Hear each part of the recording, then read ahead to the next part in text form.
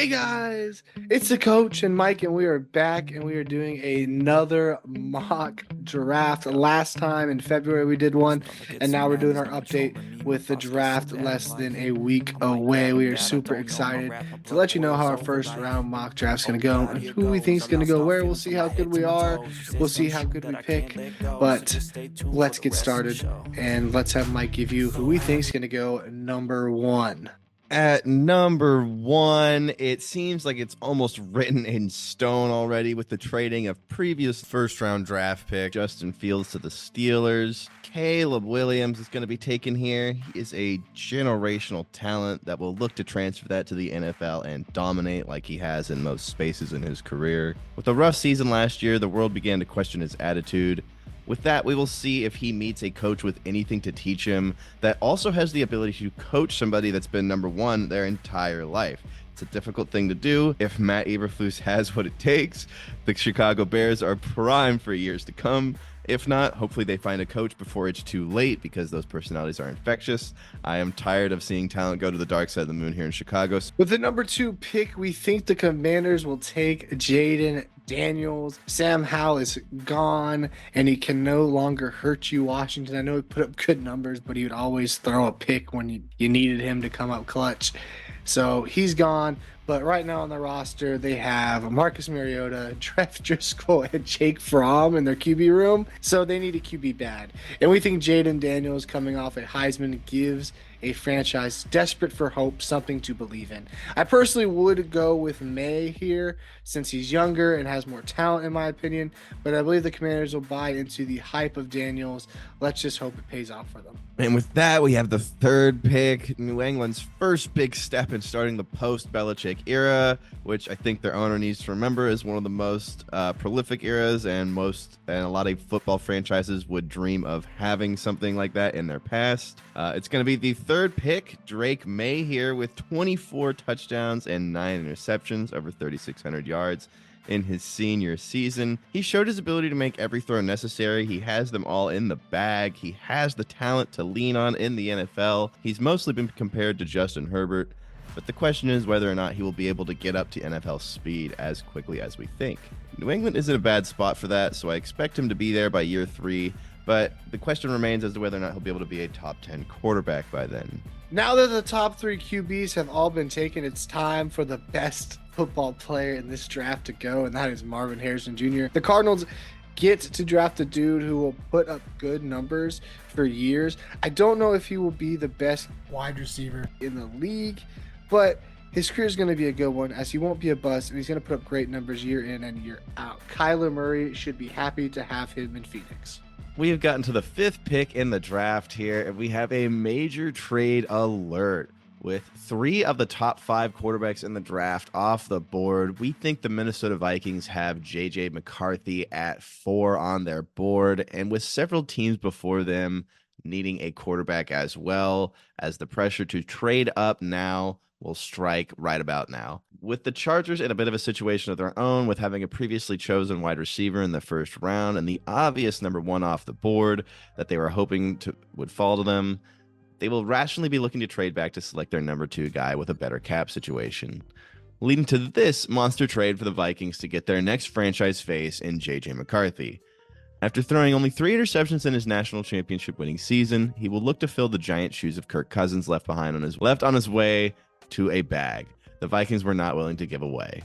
Being shoveled into the starting role will be a challenging one for him, as I think his game will struggle to adapt to the NFL level, but he has quite the offensive set of weapons, so if he steps up to the plate, the window to keep their star Justin Jefferson opens up, as well as others too. The Giants have the 6th pick, and they have multiple directions that they could go, but I feel like with the loss of Barkley, they will desperately be needing a big name skill guy to replace him. So with that being said, I have him going with Malik Neighbors.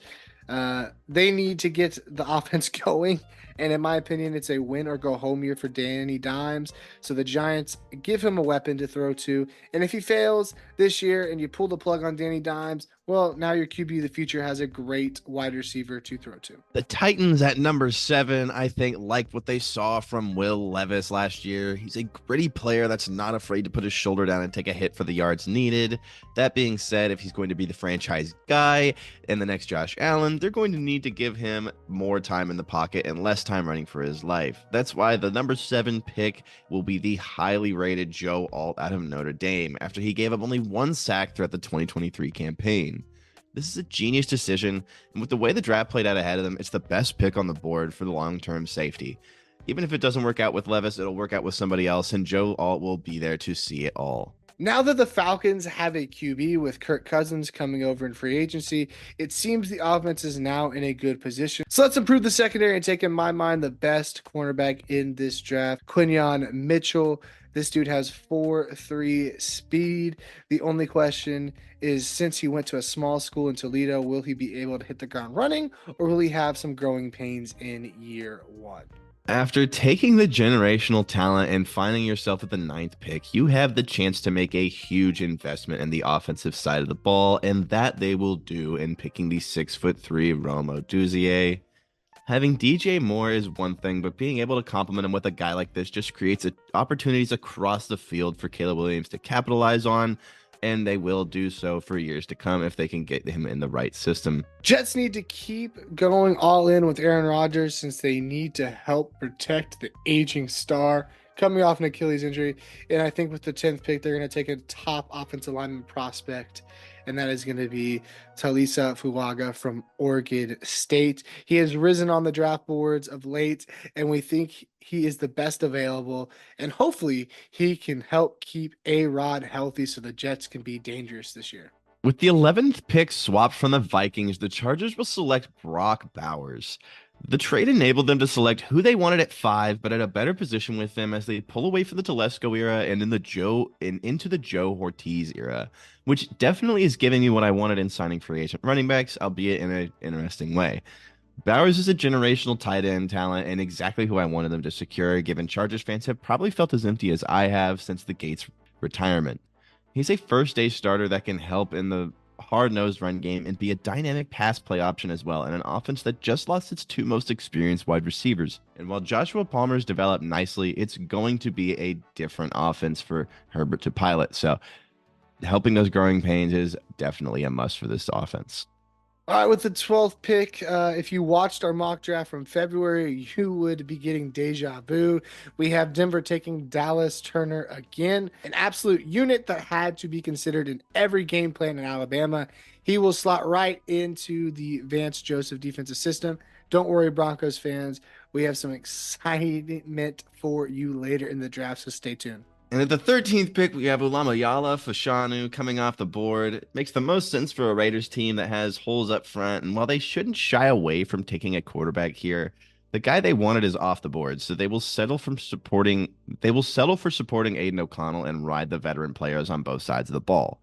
O'Connell showed sparks of greatness, and the team rallied behind him, so I think this pick can't go wrong, and at the end of the day, the Raiders will end up happy. I feel like the Saints are in a weird spot, being they feel like they are too good to tank, but the current roster will never be good enough to compete for a Super Bowl. Sadly, I think the Saints will believe in Carr and try to get him more protection and see if that helps them take the next step. I have them drafting J.C. Latham out of Alabama, who I think can be a good piece, but sadly, I think the Saints are going to kind of stay as in the land of average for the next few years till they give up on Carr. Well said there, and that's going to get us on into the 15th pick. The Colts come in needing general secondary help, and will leave that with Terrion Arnold to anchor it down. He's the best rated corner on the board at this level, and the Colts should capitalize on an offensively targeted draft so far from all these teams up front. Taking a little break from our mock draft, just to remind you, please subscribe. We are closing in on 500 subscribers, so please, and thank you to everyone who has subscribed. It's been a fun ride. We've enjoyed this year and a half of doing this, and if you like our content and you want us to produce more and get more production value, because we are getting better, But the more that people subscribe, the more money we can dump into this and the better we can get. So thank you all for all the support. And now to number 16, which we think that the Seahawks are going to get an edge rusher who can help the team get some more sacks next year. Seahawks had 0 guys in double digits, so getting another guy who can get after the QB is huge. His dynamic playmaking ability reminds me of Bobby Wagner, and I have them taking Latu out of UCLA. He had a monster year last year. The offense in Seattle is solid, but they're not going to really blow anybody out, so you need a good defense, and I think having him is really going to help shore up that defense. Speaking of shoring up defenses, with Terrion Arnold being taken off the board and the Jags desperately needing to shore up their secondary if they want any chance in hanging with the top dogs in their division, Cooper DeJean will make it off the board at 17. The quarterback talent in this draft is deep, and fans needn't worry as Cooper should fit right into this Jaguars defense. The worry should really be on Trevor Lawrence, as he seems to have stalled in development these past few years. The Bengals defense was not that impressive last season as they struggled to stop the run, finishing 29th in yards allowed per running back carry. They lost DJ Reader in free agency, but they did pick up Sheldon Rankins in free agency. I still think they need help to shore up that defensive front so they can stop the run. And I think taking Drazon Newton out of Illinois would be a awesome pick. I think he's the best interior defensive lineman in the draft, and he has the ability to be a huge addition for the Bengals this year as they try to rebound after a disappointing season last season. At 19, the Rams will take another cornerback in the group of talented corners in this draft with Nate Wiggins of Clemson, a guy who generally wasn't thrown towards during the season, and when he was, it was a challenge for opposing teams' quarterbacks to deal with.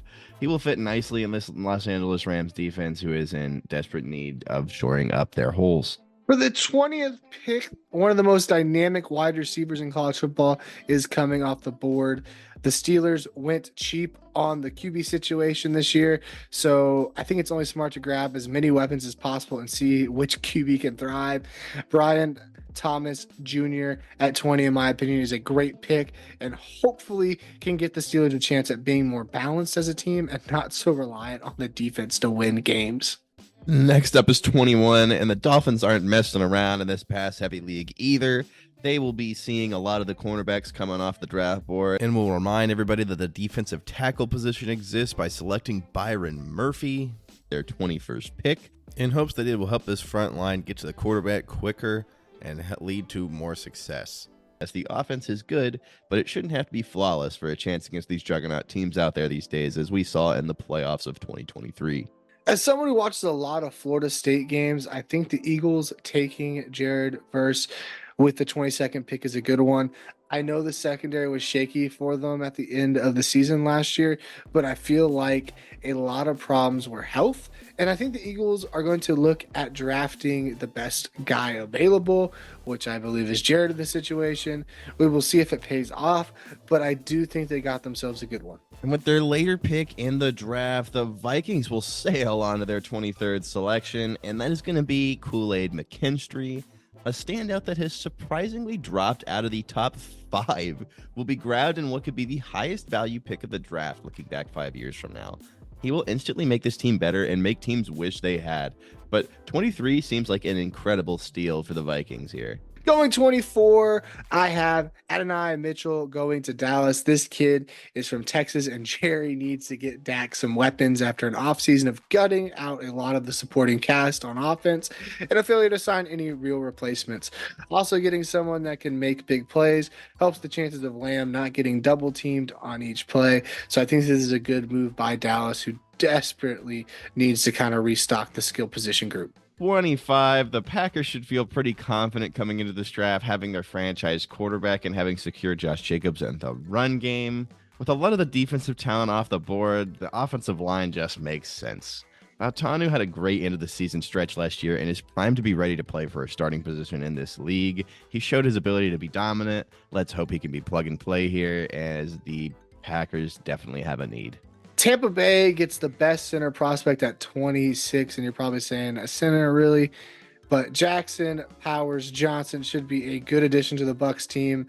That is a solid but filling out the line to me is just a good move. I know it's not a splashy move, but I think the Bucks are solid, so I think this is a good way to go. I also wouldn't be surprised if the team trades down in this position because I think there's a lot of teams that could be willing to trade up and go grab someone, and the Bucks seem like they're in a good spot to be trade down partners, but only time will tell. And at 27, the Baltimore Ravens will trade up here in the draft in spectacular fashion to grab the stud wide receiver Troy Franklin out of Oregon.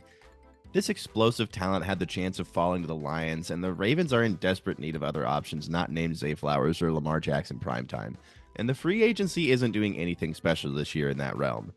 This will meet both of those needs in what is a do-or-die season, and there is a steady drop-off in wide receiver talent after Franklin. So it is the only spot to make a dent in the draft here as far as the offense is considered for the Ravens.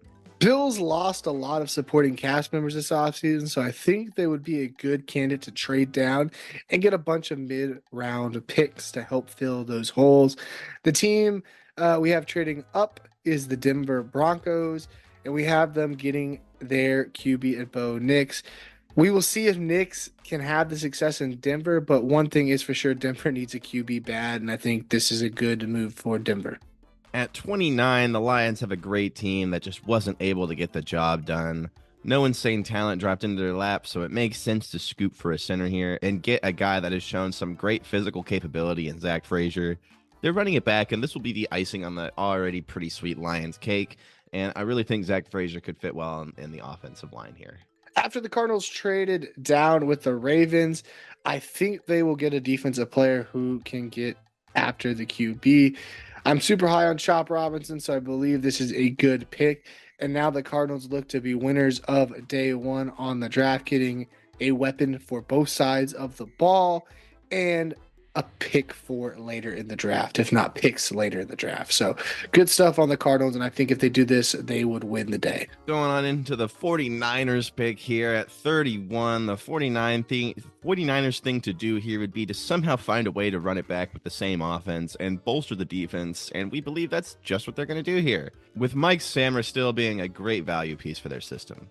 He's a player that dominated the college scene, and getting him at 31 is an absolute steal considering the way the draft played out this year. Last pick of the first round, I think the Chiefs play it safe and go get Graham Barton out of Duke. Just upgrade that offensive line. I think they wait on the wide receiver that they need, and instead of reaching for one, I think they wait for later in the draft, and they go get themselves a solid O-line prospect. Protecting the best QB in the league is never a bad play. So I think this is what the Chiefs will do. And that concludes our mock draft. So let us know down in the comments down below. Do you agree with us? Do you disagree with us? Who did we totally get wrong? What was a bad pick? What was a reach? Let us know. We'll debate and argue with you in the comments. And until next time, peace.